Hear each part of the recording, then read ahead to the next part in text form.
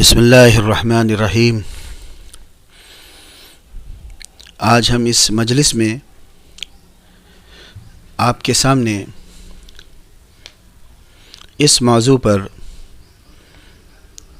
گفتگو کرنے جا رہے ہیں کہ ہمارے ملک میں جمہوری نظام کے تحت الیکشن ہوا کرتا ہے۔ الیکشن کے نتائج اور عالمی نظام، موجودہ حالات عالمی نظام کا ایک حصہ ہیں۔ ملکوں کے حالات، سیاسی حالات، جنگیں، تشدد کے واقعات، مذہبی بالادستی کے رجحانات، یہ سب ایک عالمی منصوبہ بندی کے ماتحت ہے۔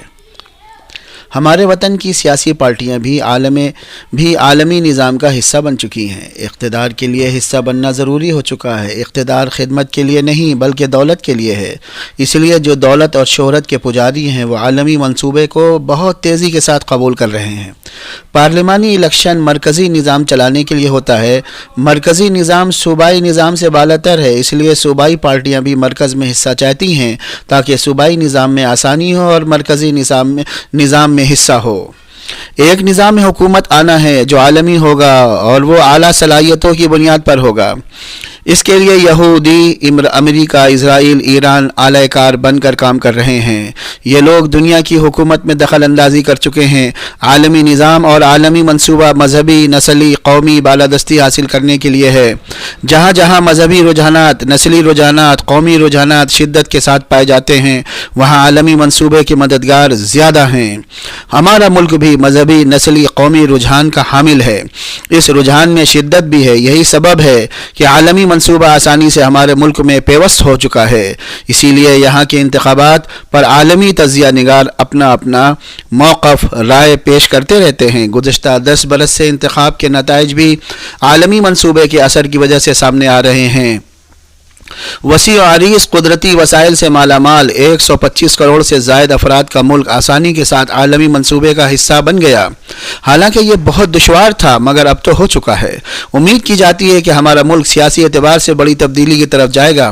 اقتدار غیر معروف دستے کے پاس ہوگا، عام زندگی تباہ ہوگی تاکہ عوام کو کسی طرف لے جانا آسان ہو۔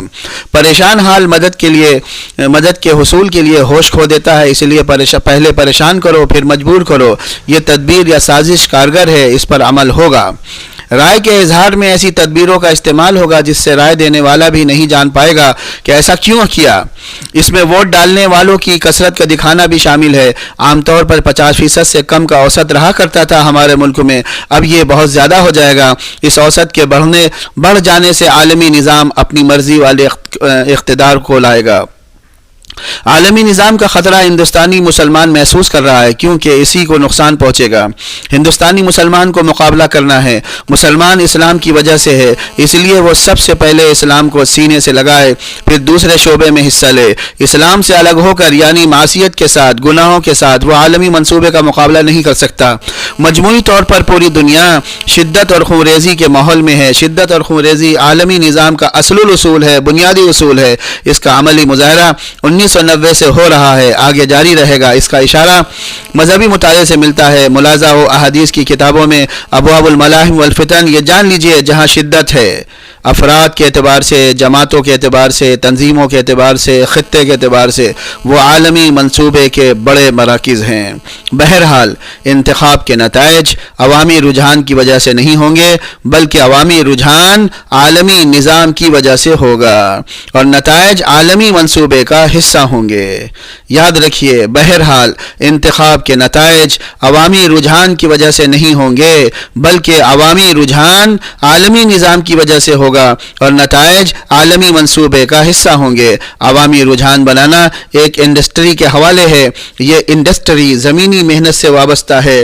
اس انڈسٹری کو برادری یعنی فری میسن کے لوگ کہتے ہیں۔